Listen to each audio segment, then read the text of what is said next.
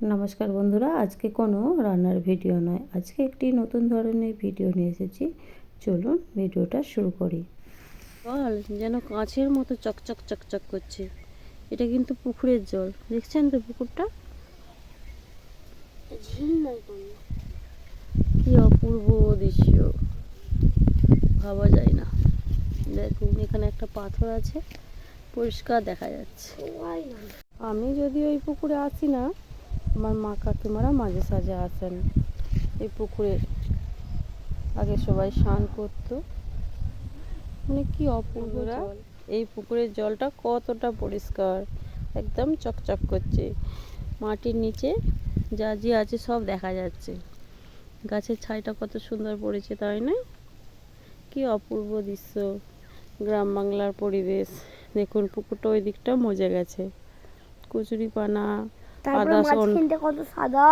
অনেক কোনো পানাতেই ভর্তি হয়ে গেছে। একটা গাছ পুকুরের ওপর পড়ে গেছে।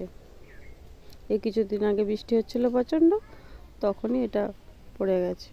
এই গাছটা দেখুন, এই যে বড় গাছটা না, এই গাছের ছাইটাই এই জলের মধ্যে পড়েছে।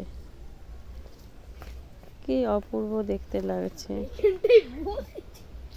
মনে হচ্ছে যেন গাছটা এই পুকুরের ওপর থেকেই বেরিয়েছে।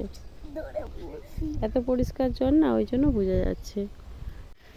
দেখুন কত সুন্দর গাছ, একদম পুকুরটা পুরো গাছ দিয়েই মোড়া, একটু ফাঁকা নেই। এই দেখুন কত বড় একটা আম গাছ। আর সাইডের পুকুরটা দেখুন, জলটা প্রচণ্ড ঘোলা।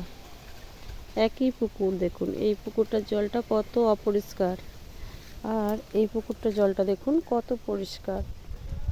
শুধুমাত্র মাঝখানে এইটুখানি ডিফারেন্স, তার মধ্যে এই পুকুরের জলটা কত পরিষ্কার আর এই পুকুরের জলটা কত অপরিষ্কার।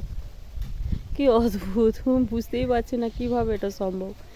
একটা মাঝের এইটুখানি পার্টিশনের মধ্যে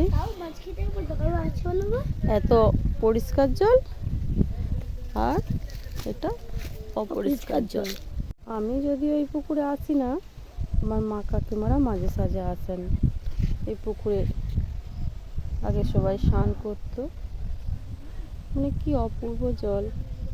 এই পুকুরটাতে আমি যখন আমাদের হরিনাম সংকীর্তন হয়, তখন এখানে ঘর ডুবাতে আসি। জাস্ট শুধুই এই বছরে একটাই দিন। দেখুন দেখলেন তো বন্ধুরা, কত পরিষ্কার জল, শ্যালোটা পড়েছে দেখুন কত সুন্দর। এত অপূর্ব লাগছে, আকাশের মেঘের ছাইটাও দেখুন জলের মধ্যে পড়েছে।